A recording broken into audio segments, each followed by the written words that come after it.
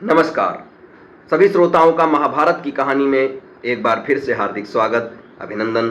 आज के इस वीडियो में आप सभी के समस्त प्रस्तुत है शांति दूत श्री कृष्ण। धर्मराज युधिष्ठिर 7 अक्षौहिणी सेना के स्वामी होकर कौरवों के साथ युद्ध करने को तैयार हुए।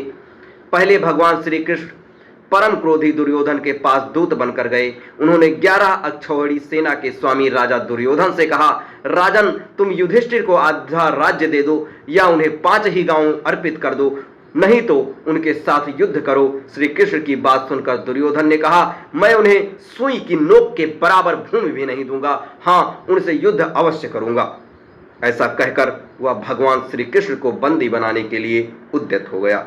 उस समय राज्यसभा में भगवान श्री कृष्ण ने अपने परम दुदुर्सु विश्वरूप का दर्शन कराकर दुर्योधन को भयभीत कर दिया। फिर विदुर ने अपने घर ले जाकर भगवान का पूजन और सत्कार किया। तदंतर ये युधिष्ठिर के पास लौट गए और बोले, महाराज, आप दुर्योधन के साथ युद्ध कीजिए। युधिष्ठिर और दुर्योधन की सेनाएं कुरुक्षेत्र के मैदान में जा डटी। अपने विपक्ष में पितामह भीष्म तथा आचार्य द्रोण आदि गुरुजनों को देखकर अर्जुन युद्ध से विरत हो गए।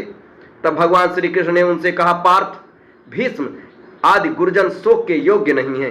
मनुष्य का शरीर विनाशशील है, किंतु आत्मा का कभी नाश नहीं होता।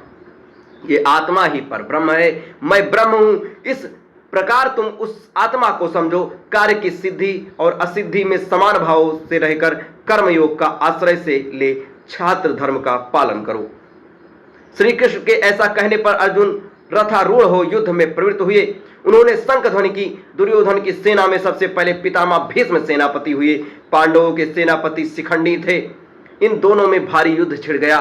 भीष्म सहित कौरव पक्ष के योद्धा उस युद्ध में पांडव पक्ष के सैनिकों पर प्रहार करने लगे। शिखरों की शिखंडी आदि पांडव पक्ष के वीर कौरव सैनिकों को अपने बाणों का निशाना बनाने लगे। कौरव और पांडव सेना ये युद्ध देवासुर संग्राम के समान जान पड़ता था।